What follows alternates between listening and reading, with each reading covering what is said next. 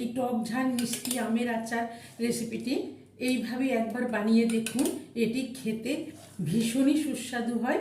Hello friends, mother cook চ্যানেলে সবাইকে স্বাগত। আজকে আমি আপনাদের সাথে শেয়ার করব টক ঝাল মিষ্টি আমের আচার।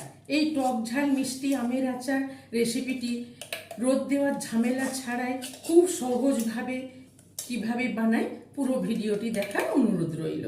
তো এখন বাজারে প্রচুর পরিমাণে কাঁচা আম পাওয়া যাচ্ছে। তো আমি এখানে 1 কিলো আম আগের থেকেই কেটে রেখেছি।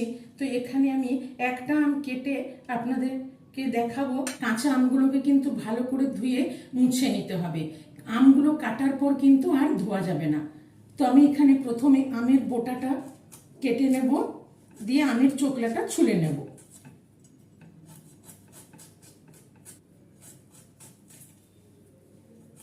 একটা আমকে ভালো করে চোকলাটা ছুলে নিলাম। এবারে আমি বটিতে কেটে নেব।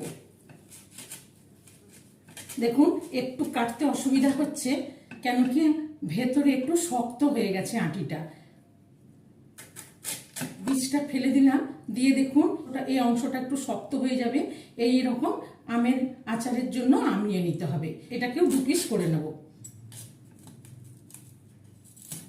এরকম করে টুকরো করে আমি আমগুলো কেটে নিচ্ছি। আমের আচারের জন্য এরকম একটা আম নিয়ে নেবেন, যাতে বীজটা একটু শক্ত হয়ে যায়। এখানে আমি 1 কিলো আমকে এরকম খোসা ছাড়িয়ে টুকরো করে কেটে নিয়েছি। তো চলুন, আমগুলো রেডি। এবার আমি আচারটা তৈরি করা শুরু করব। আমের আচারটা তৈরি করার জন্য গ্যাসে আমি একটা সসপ্যান চাপিয়ে দিয়েছি, দিয়ে এখানে 500 গ্রাম মতন গুড় নিয়ে নিয়েছি। এই গুড়টাকে দিয়ে দিলাম।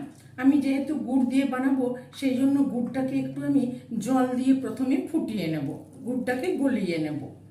আমি এখানে 1 কিলো আমের জন্য 500 গ্রাম গুড় নিয়ে নিয়েছি।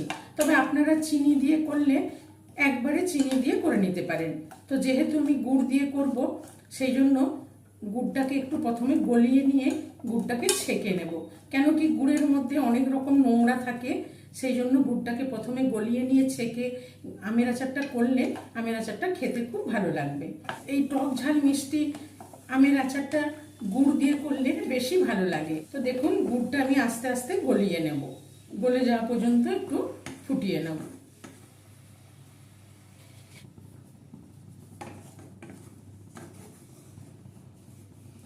গুড়টা খুব সুন্দর করে গলিয়ে নিলাম। গুড়টা একদম গলে গেছে। এবার আমি নামিয়ে নেব।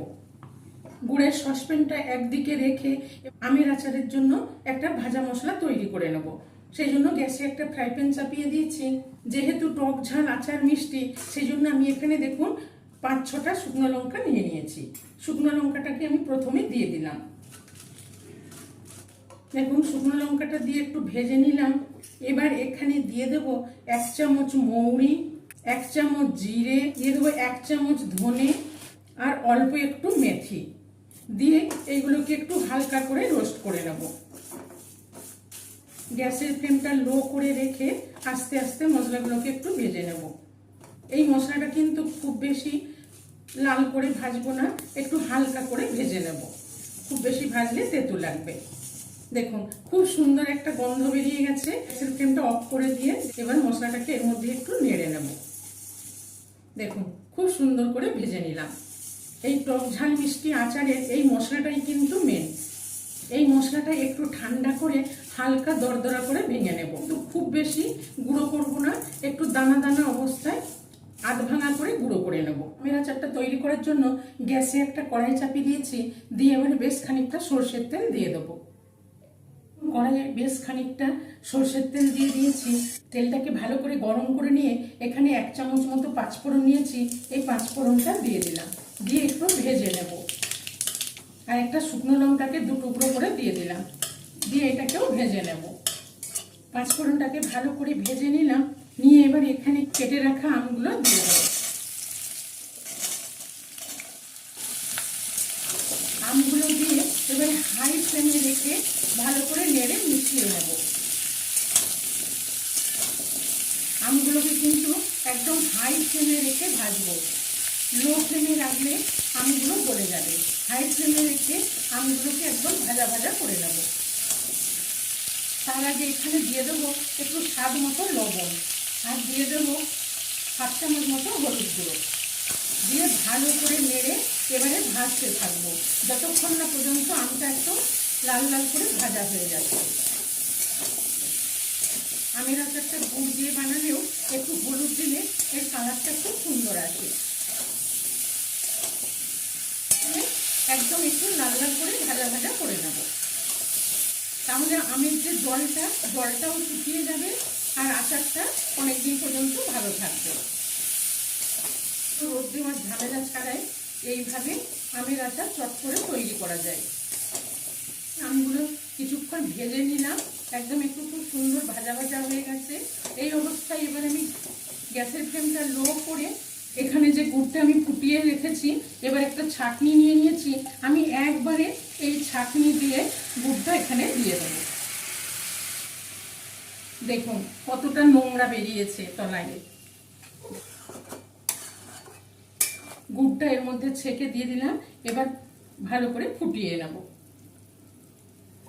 আমের মধ্যে গুড়টা দেওয়ার পরে কি সুন্দর ফুটে উঠেছে।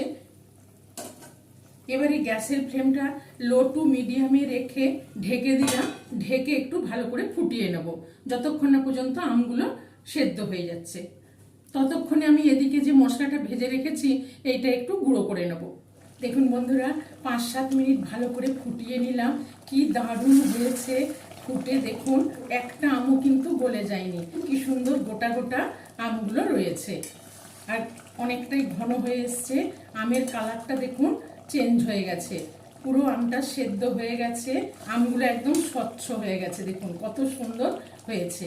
এবার আমি দেখুন এখানে যে মশলাটা গুঁড়ো করে রেখেছি এখান থেকে আমি 2 চামচ মতন গুঁড়ো মশলা দিয়ে দেবো।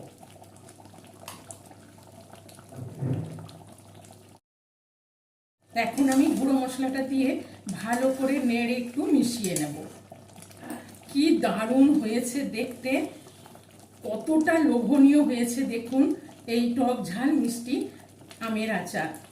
এই মশলাটা দিয়েও একটু ভালো করে ফুটিয়ে নেব।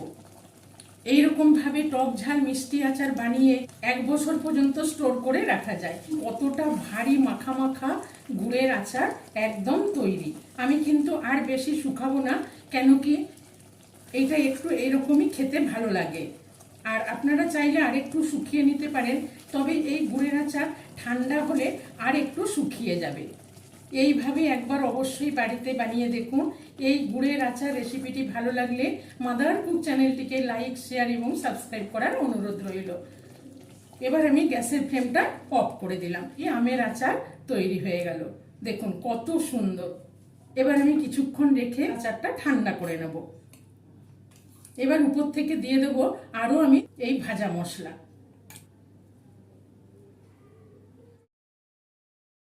আবার 2 চামচ মশলা দিয়ে একটু হালকা হাতে মিশিয়ে নিলাম, নিয়ে এবার একটু ঢেকে রাখবো। দিয়ে যতক্ষণ না ঠান্ডা হচ্ছে ততক্ষণ পর্যন্ত রেখে দেবো। ঠান্ডা হলে একটা কাচের বোতলে, কাচের বয়ামে ভরে রেখে দেবো। আমের আচারটা আমি ঠান্ডা হওয়া পর্যন্ত রেখে দিয়েছিলাম। দেখুন কত সুন্দর হয়েছে, একদম খুব সুন্দর টক ঝাল মিষ্টি আমের আচার তৈরি হয়ে গেছে। এখানে আমি একটা কাঁচের বয়াম নিয়ে নিয়েছি, এই কাঁচের বয়ামের মধ্যে আচারটা ভরে নেব।